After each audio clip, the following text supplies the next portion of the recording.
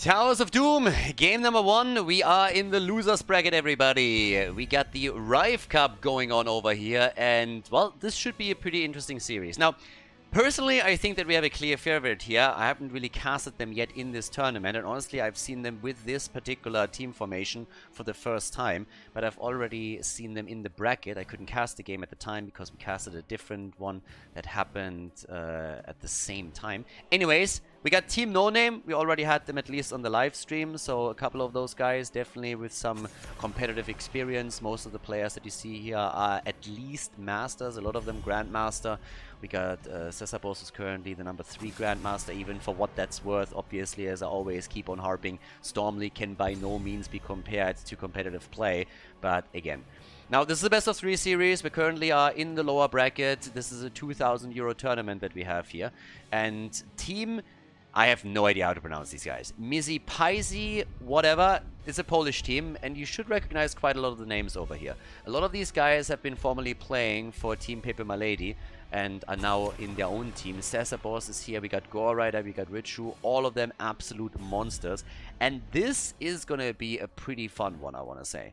And even if it's like a 2-0, which it could be, because personally I believe that the red team is the clear favorite here, just seeing them play as a 5-man is going to be really interesting, especially since I don't know Pestka and I don't know Mickey Good really. So those two are unknown to me, unless of course we have them with Smurf accounts as well. But either way, Go Rider with that Sylvanas, and if you've watched any of the Heroes of the Storm on my YouTube channel, on the Twitch channel, and you've seen Go Rider play, you know that his Sylvanas is an absolute monster. It's a beast, oftentimes banned against him too. Towers of Doom is our first map. We still got Uther open, who oftentimes gets banned out. Medivh and Chromie have still been eliminated, even the ban on Stukov. But it could be a pretty fun series here, and it will definitely be a nice introduction to see what the red team can pull off. Now we got Sonya, and we have Brightwing immediately taken, which should be an interesting... it's an interesting opening. I mean, Sonya can be played with Leap, with Wrath of the Berserker these days. Depends a lot on what kind of combo you're looking for just in general. But how is the red team going to play this one out? The ban against Chen is quite interesting too, and it already indicates they're very well aware of some of the personal preferences that we have on Team NoName in regards to their picks. They got Kane and Uther, so we got the Uther frontline now for them, plus Deckard Kane. And I talked about Uther already when we didn't have him banned out, but if anything I would have expected that the blue team, after Sylvanas got locked in, would have jumped on the chance to take him, but well, so far that didn't happen. Now when you're playing on Towers of Doom, there's of course a couple of other picks that you really want to think about too when it comes to the side lane. Global would be also an option. Dehaka gets banned out right away, so, well, that got already shut down. We've seen some teams that even went so far as to pick Falstad again on the map. Always something I can do. Don't necessarily believe that's going to be a thing for the red team, but time will tell. We've even seen a lot of Viking games recently. I don't think that we have any of those guys in the game just now that would jump on the Vikings immediately, but we'll see. Yeah, the last ban coming in, and there is Zeratul. Alright, don't want to deal with that. Yeah, Richu could have played that one, of course, too. But they decided against it. Sylvanas is going to be much, much safer with this. And off we go. Let's see what they can actually pull off here. We got Team NoName coming in with the next double pick. Towers of Doom is still our first map. This is still a best of 3. I think starting from the semis or so, we're going to shift into best of 5 mode. I'm going to let you know once that actually happens. But yep, as far as our Heroes of the Storm combos go in this tournament, we're getting both of them, Vikings and Falstad. I don't really know why I was sitting there thinking, yeah, that's not going to happen here. But boy was I wrong, both of them get picked immediately. So we got double global now for Team NoName. They have Falstad and they got Brightwing. And we got the Vikings on top of it too. So... the red team, the Polish team, they need to find a bit of a way to deal with that. Right now, they don't have one. But, yep, there's Zul, extra wave clear, and they got Phoenix together with this. Yeah, this is going to be an interesting game. Vikings plus a double global against a team that has Gore Rider, Richu, and Cesarbos on the lineup. This is going to be pretty nice. Okay, so... MisiePysie with a pretty solid lineup, but the Viking curveball that gets thrown here could of course hit hard. Team NoName They're coming in with Lopaka on Urel, the Space Goat, our frontline. Urel, Sonya. Towers of Doom, everybody. Game number 1 in our Heroes of the Storm. Best of 3. The tournament, the Rive Cup continues in the lower bracket. Whichever team loses here is out of the competition. Let's jump into game number 1 and check out which team takes the lead. Team NoName against MisiePysie on the left side of Towers of Doom. Our first map in this Heroes of the Storm series. We got Pain Morty on Urel. We got Tatsu on Brightwing. Phoenix on Falstad. Lopaka on Sonya. And Gucci Flops is playing the Lost Viking in game number 1 of this best of 3 at the Rive Cup.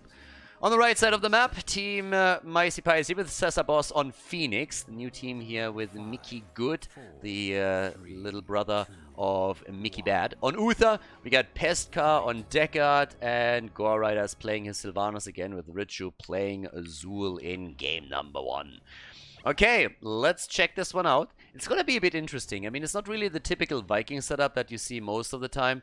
We've been talking about this a lot since we had so many Vikings games lately. But traditionally, when you're playing with the Vikings, you want to have a super strong 4-man that allows you to push lanes real heavily. And that doesn't really exist here. I mean, you look at the damage output that the blue team has, and there's no Greymane, there's no Sylvanas there. There's none of those traditional heroes that you play with the Vikings to get structural damage connected. So they have to play this a bit differently. But they are setting a lot up in regards to their macro play. With Falstad as a global, with Brightwing as a tool to jump the map. They have a lot of options here. If they can use that to its fullest, that's a very different question. And at least the red team for now is starting to rotate a little bit with Phoenix and with Zul. So it's not only Zul that is controlling the side lanes, but we have a strong 3-man that is attempting to play by boosting Gore Rider. I mean, he's getting supported by 2 supports here and healers as the jump in again, but Gore Rider with some solid damage already, and they're trying to go for the camp and seal it away. And Urel is already in trouble. Pain Morty about to go down, and the kill is there. The 5-man commitment. Even Zul was starting to rotate in. And that is a camp taken away from Team NoName. Now the Vikings were of course still holding the side lanes, so Zul is immediately back to business as he's trying to ensure that they're not losing out on any minion experience. But the red team can now continue with another pumpkin camp that they're trying to lock in at the bottom right of the map. And since nobody from Team NoName is rotating in to contest them here, that's gonna happen without any glitches. So level 4 talent are ready. And we got the Ruby on level 4 for Deckard Cain. A little bit of a skirmish here in the middle. Lopaka, Cesar Boss is playing a lot around the shield mechanics here and is ensuring that he gets some extra auto connects in. Auto attack connects.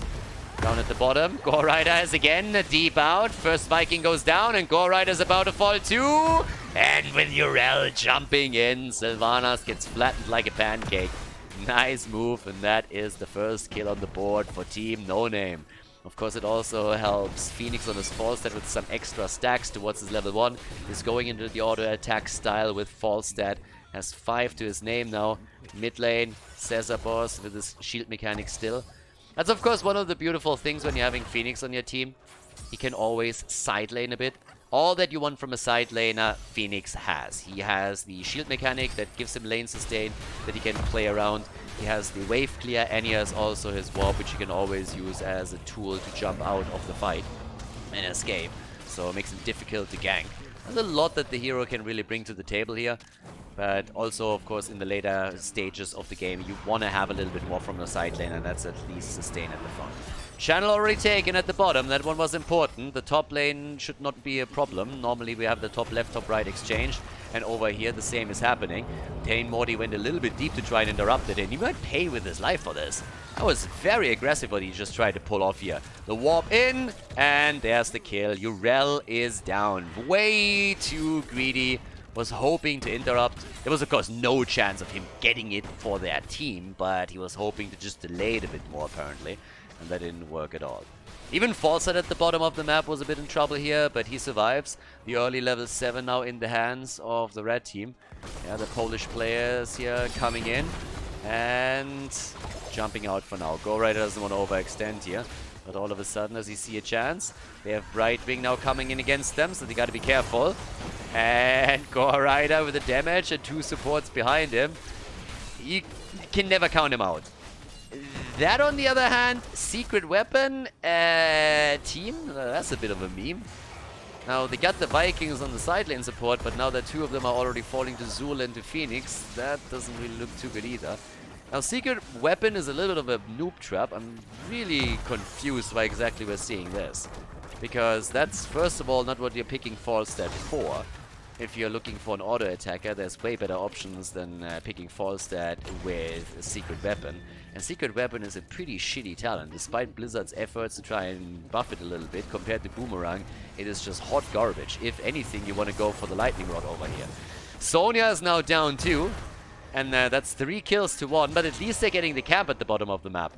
Now, Phoenix was just barely able to grab it, and he nearly paid the price for it, since Uther wanted to get the stun, but couldn't quite.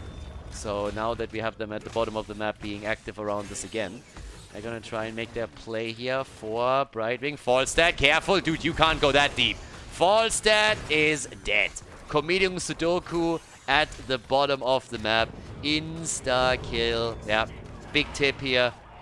Never solve a math puzzle while you're surrounded by opponents. Usually doesn't go well for you. 5-1 kills, and now we got at the bot lane, of course, a team that pushes in with heroic abilities already. Amongst those, we got the Divine Storm. They also have the old man telling stories again. And that is a bit of a problem still. Yeah, I don't know. I mean, honestly, right now, I'm not really convinced by what Team NoName is doing. They had some decent games that they played, especially in the winner bracket, but a lot of what's happening here doesn't really make a whole lot of sense. The Viking composition, as I said, is lacking some of that traditional damage that you want to have against structures and that added wave clear. They're going into, I don't know, they're trying to play with secret weapon, which is just garbage talent all around. You can always try... good kill here, though. You can always try and make the argument as like, well, they don't need Boomerang because they got Vikings for side lane soak, but honestly, it's still a bad talent. Like, this talent only makes sense if you play Theorycraft in a practical environment. You're not really getting a lot of bang for your buck here. And even Falstad with this level 1 wants to blow minion waves away quickly. They need that extra wave clear. So that's a pretty bad choice to begin with. They're making a couple of weird moves also. So I'm not really sold yet on what they're doing here. Now, Phoenix is trying to play a little bit more aggressive. And generally speaking, I don't really mind that. If he wants to play that style with Falstad and be the main damage dealer, then go for it. But if you're looking for an auto attack damage dealer, as I said earlier, you have much better options than him. But either way, if they can maybe with the Gust control this a little bit better and also then help the Vikings out, they might have a chance to bring this back. They at least got a few kills in now though.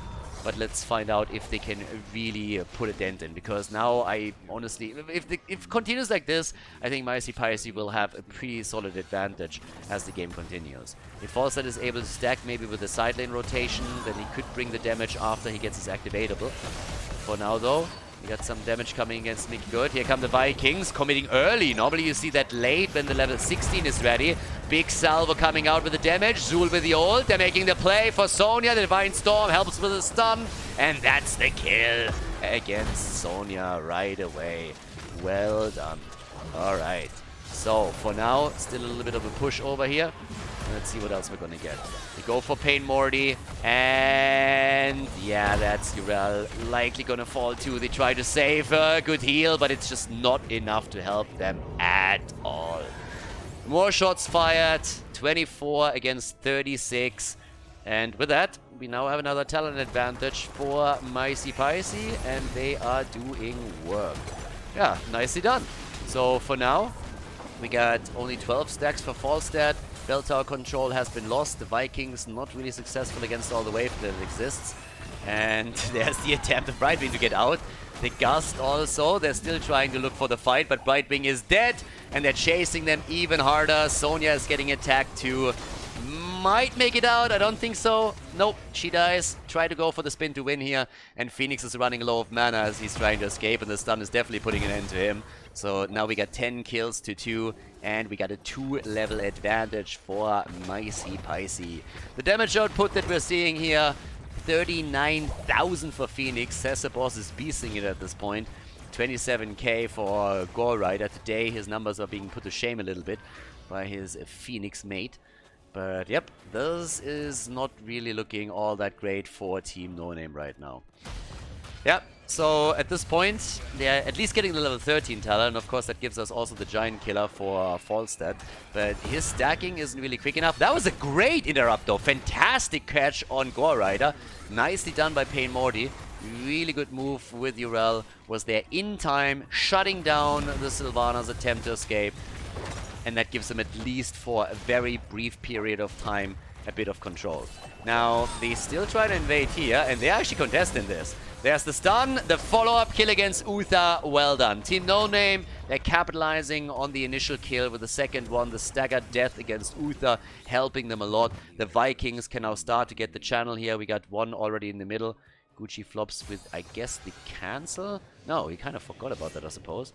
For a second, I thought that they were trying to at least retake the bell tower at the bottom left so they'd get more shots. 6 shots in total are getting fired. We got 21 points against 30 now. The problem is the level 16 talent for MisiePysie, and Zul still farming some of the Vikings here. So now we got some unstoppable frames in. We got the benediction for Uther, which is also going to be huge for him, of course. Yeah, and they're running into the mid lane in an attempt to take another Viking down, but thanks to the jump, that's not happening. At the top, though, that is a problem because that bell tower is going to fall whenever they want it. Fight here at the bottom. Old man with the sleeper setup. Good follow-up by Gore Rider with a Wailing Arrow. They're shutting at least any attempts to go for kills down. But here comes the Zul ult, and that allows them to go for Lopaka and take Sonya down. 11 kills to 4, and the fight isn't over just yet. Falstad gets attacked again, and he is dead meat. Yep, not really doing a whole lot there. Yeah, and Falstad, top damage, that in and of itself is honestly sad. 31,000 for them right now on the damage, and, well, they are just not getting enough done here. 27k for Zul, 38,000 for Sylvanas, 51,000 for Phoenix, and that's another bell tower. This is going to be the barrage, guys. They're going to get the full barrage set up against Team NoName. MisiePysie with a big lead, and it's a triple altar phase. This is pretty much checkmate right here. Now, Olaf is dead, but who's there to push? There's pretty much nobody. Shots are fired, and it seems like they're trying to reclaim the one in the middle, but once that the altars are active, you can end the game by simply channeling 2 of those. That should be enough. You don't even need all 3, if it ever comes to that. I mean, they're desperately trying to bring this back, of course, but it is not looking good for them at all. There's the slow on this. They're trying to retake the bell tower. Uther is already channeling the bottom. That's a massive barrage coming in. Boom! They're down to 9 points, and now top left is about to get channeled, so is the top right. The shots finally getting stopped. They won't be able to end the game here, but they're going to get damn close. They're going to be down to 2 points, and that is that. Shots are fired, 2 points on the core, and this is a huge problem right now. Because that top altar is still not gone, so they still need to lock it in. Technically speaking, MisiePysie could try and make a play for it. They don't have to, but Falstad is dead, gets farmed right now. And they take Urel. They want to go for game here, and who's going to stop them? Sonya is dead, Urel and Falstad are too. They're trying to make a play for Gore Rider with Brightwing, but guess what? The Fruitfly gets eliminated, and this is going to be the end of that game. The channel is ready, and this is it, ladies and gentlemen. Game number 1 taken by the Polish team as they lock in a victory on Towers of Doom. Nicely done, GG, and well played. Before we head into game number 2, make sure that you subscribe to the channel if you haven't done it yet so you don't miss out on any future content here on Khaldor TV. Game number 2, Volskaya Foundry, Team NoName against MisiePysie, and the blue team, they got handled in game number 1. Yeah, Towers of Doom, that was not a solid map for them. So it was a bit unfortunate, honestly. I kind of like the idea when a team comes in with the Vikings, but you really have to also make sure that you have a draft that works with them. We've been talking about options like Sylvanas and Greyman in your combo. We've been talking about strong four-mans that maybe have a Medivh in their lineup. Not possible with him being banned, but you can still play with a Zarya, for example. So there's a lot of combos that you can go for if you're trying to set the four-man up so that the Vikings get max value. It didn't really work for them with the combo that they played, and then some of the talent choices were also quite off. So that strategy just didn't come together, and the red team exploited that every step of the way. So now that we're heading into game number 2, I would expect that we're seeing a more normal composition for Team NoName, and that of course is, then we're gonna see what can they actually pull off with this. Are we gonna have them with a normal lineup in a position where they can really threaten the red team? Or are they just going to take this with the 2-0? Because, let's face it, they got some incredibly good players on their lineup with a lot of competitive experience too. The team might be newly formed, but at least 3 of their players have a lot of experience. Now, an Ana first pick now in game number 1, which is already kind of interesting and hints that they want to combo some mages off of that. Maybe we're going to see an early Li Ming for them, and they hope for a nano-boosted Li Ming. What are we going to get from... the red team? Yeah, they take Li Ming away and they pick Sylvanas with it. I mean, I guarantee you that the only reason why they're picking Li Ming, or one of the main reasons, is that Ana pick on the side of Team NoName. Now, Li Ming on this map is not bad by any means. She can get good poke out, but with that particular start into the draft, it was pretty telegraphed that Team NoName probably wanted to play the Li Ming. I mean, it's the exact reason why I just mentioned it. And now Cesabos and Gore Rider, they pick Li Ming and Sylvanas, so that's all of the damage already taken. Sylvanas was more or less a given, I would say, considering that they love to play that hero whenever they have an opportunity. But Li Ming seems to be that it was an adjustment to simply take a hero away from them. And it worked beautifully well. Now instead we get Cassia and we got Diablo. It's not like a bad picks or anything, but I kind of feel that that is throwing a little bit of a wrench into the plans of Team NoName. But time will tell. So, in terms of bans, there's Chen banned out again, clearly indicating that we have a couple of players on the blue team side that prioritize Chen when they can have a shot here. Again, we had the same hero banned out in game number 1, so definitely a targeted ban against them. Which is always nice when you get those. But what do you shut down now? Because there's quite a lot of options of what could happen now on the side of MisiePysie. Still thinking that I probably butchered that name, but I was told this is the closest, as far as pronunciations go, that I could use. So we got a Garrosh ban. They're looking at the front line here. Still lives with a lot of options. I mean, even Jojo against Diablo is not really a bad pick or anything. You got the Iron Skin to play around this. It depends a bit on what kind of style they want to play with it. Sonya gets first of all taken, and we get Brightwing together with it too. So as far as tanks go, there's quite a lot. I mean, the survivability at the end of the day that you're really looking for. We've seen a couple of Mei players, of course, too. But Sonya is kind of neat with this. You got Brightwing now for heals and also some global value for them. And they're actually apparently trying to adapt their main tank a little bit to what exactly happens for Team NoName now. And they still need their side laner. Ah, Alarak, okay. And what else do we get with them? Rexa. Alarak, Rexa, Diablo. Quite the front line here. Cassia, of course, hoping for stacks so that she can chip in the major damage. And, well, last but not least, for the red team, we get one more pick. I still need the main tank. A couple of popular options, of course, if you want to be aggressive. I mean, heroes like Nubarak and Varian are still out. Not quite the setup that you usually get there. Dehaka is definitely not something that I saw coming. The Dehaka main tank. Yeah, with a bit of global too. Volskaya Foundry, everybody. MisiePysie against Team NoName. Game number 2. Let's see if they can make this one work. Is it going to be the 2-0, or is Team NoName going to force map number 3 in this Heroes of the Storm series? Let's find out. Game number 2, let's kick the party off here. Yeah, we got our game ready, everybody. And in our second game, as you can already tell, we got on the left side Team NoName once again. At this point, we're currently looking at Pain Morty on Rexa. We got Phoenix on Cassia, Tatsu on Ana. We got Lopaka on Alarak, and Gucci Flops on Diablo. On the right side of the map, Cesabos on Sylvanas. Our main tank, Mickey Good on Dehaka. Interesting main tank choice. Seen attempts of that in, I think, some of the NA tournaments a little bit, but it's not really a norm. Richu on Sylvanas, Sonya, Gore Rider on Li Ming, and Pestka is playing Brightwing. No stacking on Cassia. I'm not sure I like that either. I mean, there's a couple of weird choices on the damage dealers. This is normally a fantastic... I mean, again, there's technically nothing wrong with charge strikes on Cassia. But this is a map where we have pretty much a guaranteed late game. And it's also a map where we normally see a lot of fights happen where Cassia can stack her level 1 very nicely, which is why the traditional pick here would be a stacking quest for the Lightning Fury.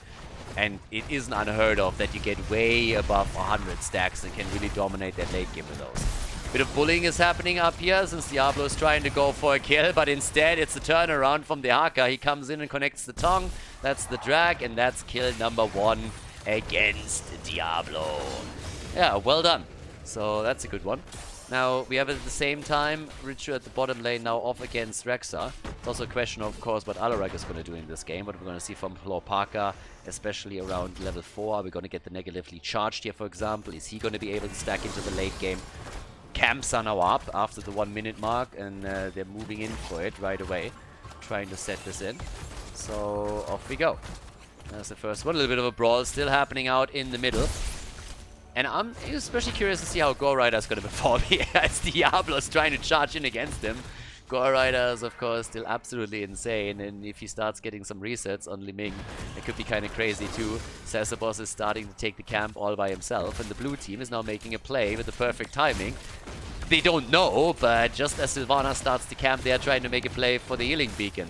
So, as you can see, Sasabos is actually abandoning it after he took the initial one, but he's too late. They already took the mech down, and now they can take the item. Mickey got with another glorious drag, but this time Diablo makes it out as he dives onto the minion. They haven't taken the healing beacon yet, and Phoenix is trying to guard it and saying like, dude, could you please come over and grab this one? I already have a turret, and I'm not going to drop it just to take this. So there's a slight lead that they now have on this one too. We got the Lightning Barrage. Yeah, that might come in on 16. For now, we got the negatively charged in on level 4. So Alarak is indeed going to try and stack it up.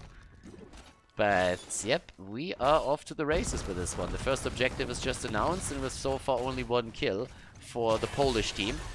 There's a chance that we're now going to see that battle happen right there.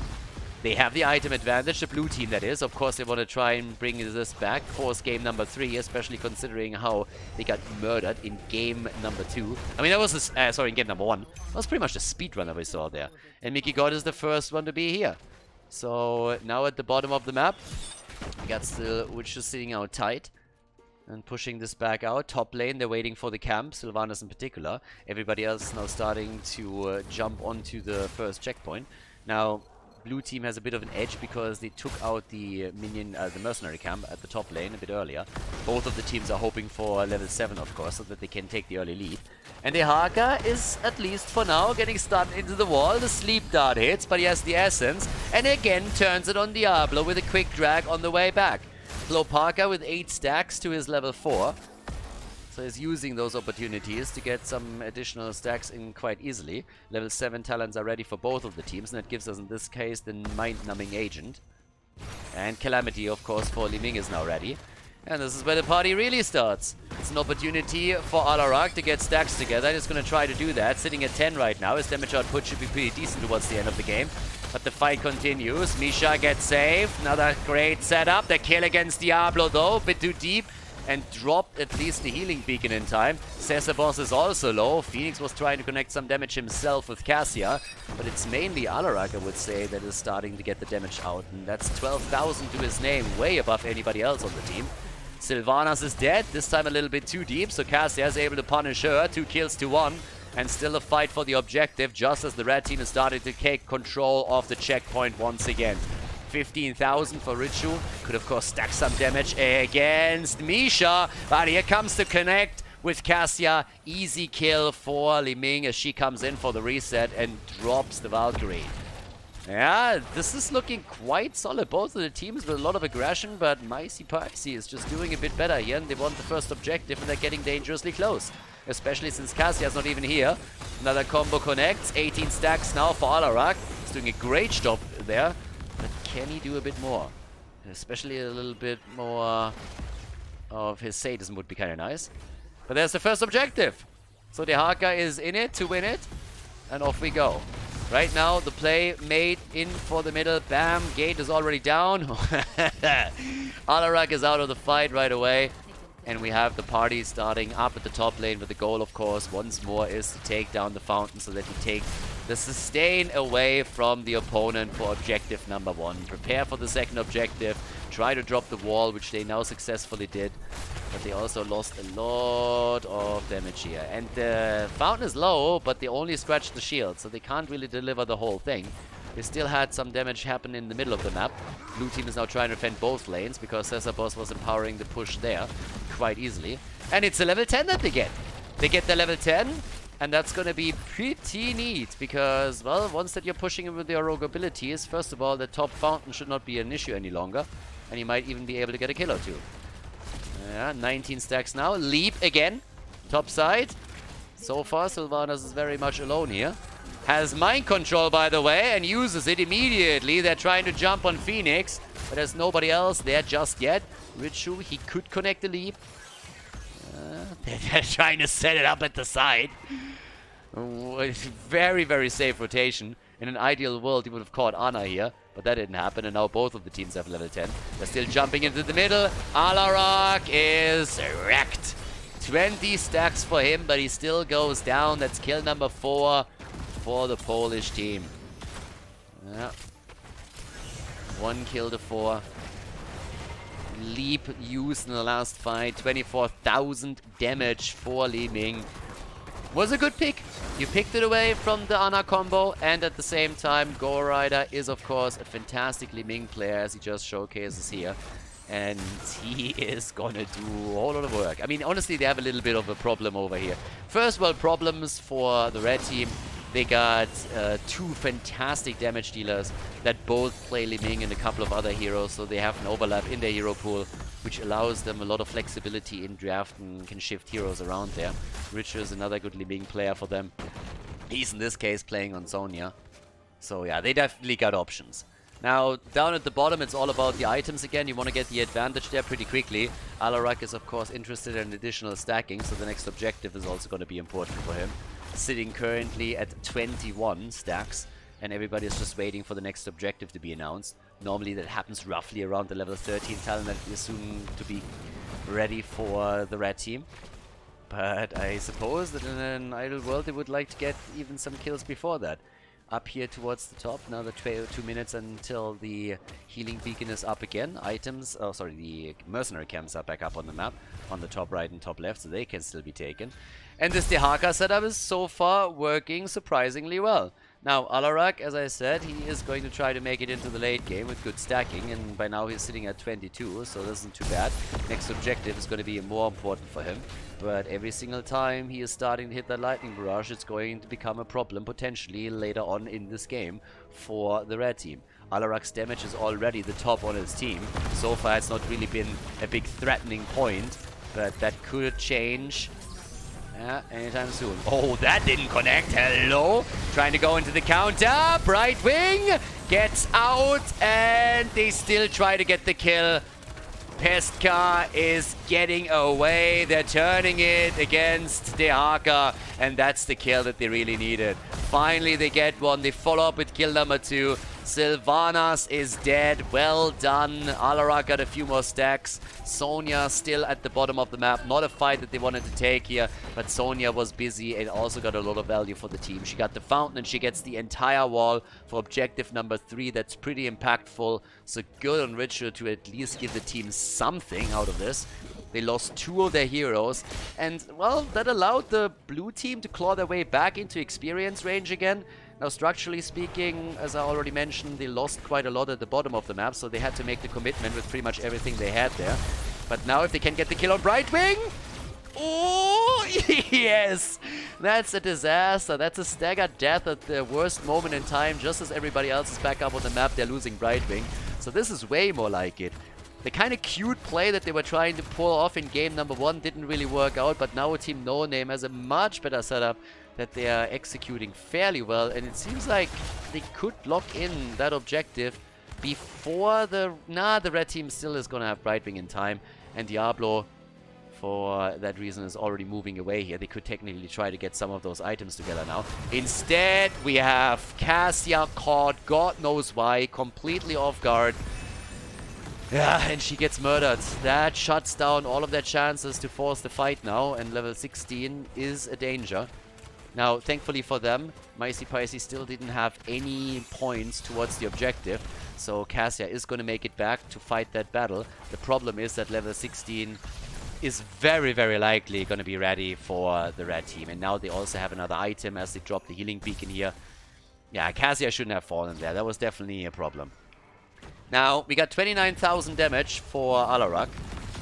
Cassia herself is sitting at 18k. But now that they are back with the 5-man on the map, and the level 16, it seems like they're just going for the bot lane and trying to get some damage done there. Nobody's really making a move to contest the top. And the reason is the level 16 talent. It's the only reason, seriously. They will get in just a moment, but they can't contest this. And so they're just simply saying, you know what, dude, just try and take as much damage at the bottom, or do as much damage at the bottom. Take the fountain out if you can.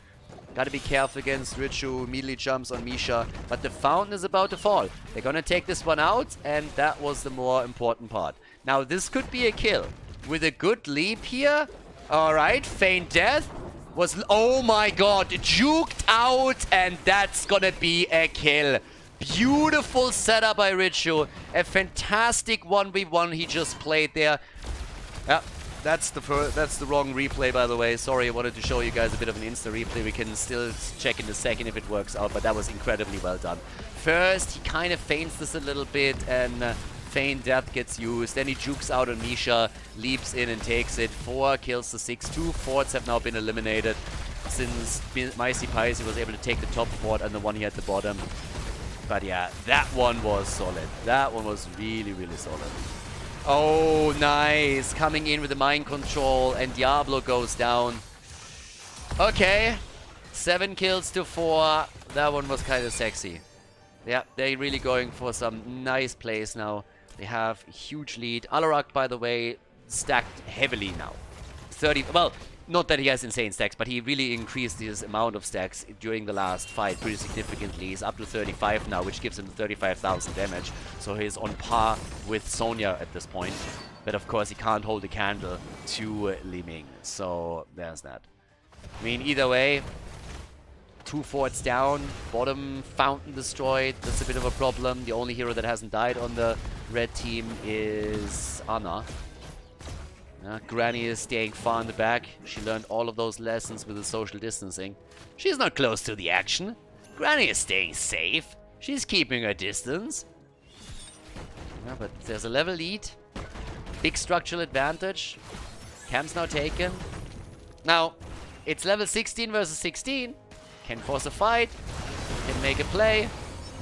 But there's a quick kill against Misha. Don't want to fight this one. Mind control.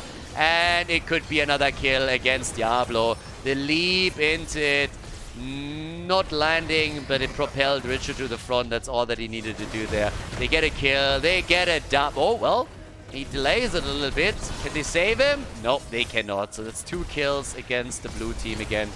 They are starting to gain momentum here. Cesabos barely gets out. Right wing with a save. And they're really diving deep on this.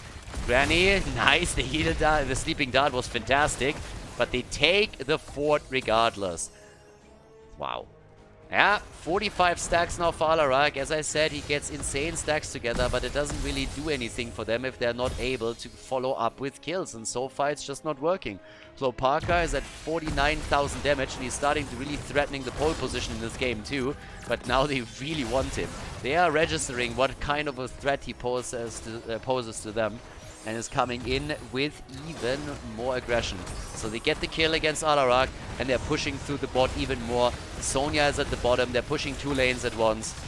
If there is a saving grace for Team NoName in this game, it is going to be Alarak.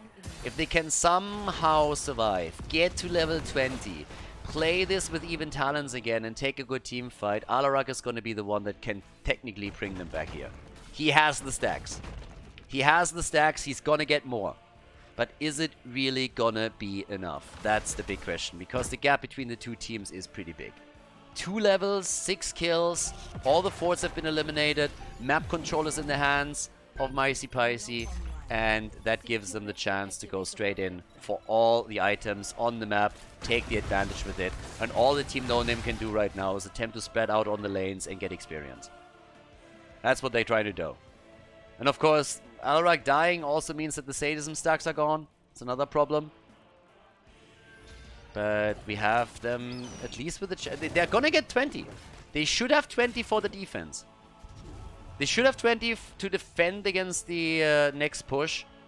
But I don't think there's any chance that they're making a successful play for the Protector.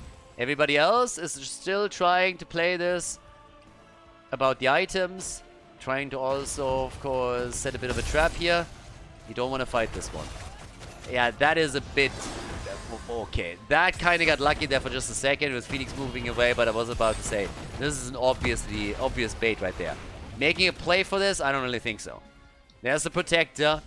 Rexa moves back to the top in the middle in order to get the experience. They're losing the keep. That much is more or less a given. The keep is something that probably they already are aware they're not going to hold. I mean, that would be an insane defense. So I don't think it's happening. The bigger question is, can you now maybe save the core? Because 20 should be there soon. It's all about saving the core. That's what you want to do. You want to save the game. And Alarak, 47 stacks for him. If they can save the game, get the 20, and then maybe play back, they got a chance. There's the leap with a crater and the APOC behind it. Yep, the kill against Sonya though. They turned it. They turned it quickly. Nice damage. Alarak gets pushed back, and their defense of the core has been successful. The engage of Sonya, the attempt of the red team to make the play, but the quick move on Diablo with the Apocalypse shut it down early, and now they're on the chase. They are chasing them hard. They're going to try and go for the comeback here. Lopaka trying to set the combo up. Hellgate on Diablo, and oh my god, he pretty much survived with no hit points. Alarak, he's a survivor. He gets more stacks together. He's trying to dish the damage out now. 5 kills to 10, and they are keeping it. They're keeping it real, at least for now. 53 stacks now for Alarak. Also working on the sadism stacks here. Oh boy, there's at least the mind control. They're trying to connect that. Feint Death is already getting used. The kill against Misha, and Alarak with another combo attempt. Coming in with hit after hit. They're trying to make the play for him. He is the biggest threat to MisiePysie now. The red team, they're way ahead, but they also need to make sure that they're not getting murdered, because Team NoName is looking for comeback opportunities. But another mind control, and this time Diablo goes down. Alarak nearly dying again, barely kept alive by Ana. He's still stacking as much as he can. Gore Rider moving in from the side. 78,000 damage now for Li Ming. Alarak, he dodges the mind control. But oh boy, they're getting split again as Li Ming uses the ult. The sleep dart is solid. They're trying to make the play. Cassia is about to go down. Here's the leap. They're going for Ana. She doesn't survive this time. That's the first kill against her. And with 3 of the players down, Team NoName is desperately trying to save the core. It's not looking good though. The red team coming in with a vengeance. 14 kills to 5, and they're going for victory in this Heroes of the Storm series. They're trying for the 2-0. A few more stacks coming together for Alarak. He's sitting at 69,000 damage now. 66 stacks, but the game is over as the red team locks in a 2-0 victory in this Heroes of the Storm tournament in the losers bracket to advance to the next round.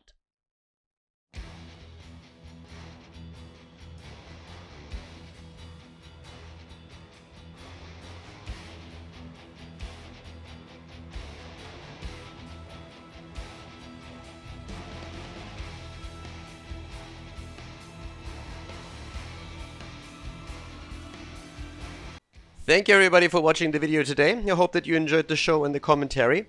And keep in mind that the spoiler protection that is going to run for the rest of the video is made possible by all the support on patreon.com. So guys, if you want to support my work, if you want to help me start new projects and keep the spoiler protection in place, please consider heading over to patreon.com/Khaldor. There's also a link in the YouTube description, and check that out. Thanks in advance, and see you guys next time with more esports coverage here on Khaldor TV. Have a great day.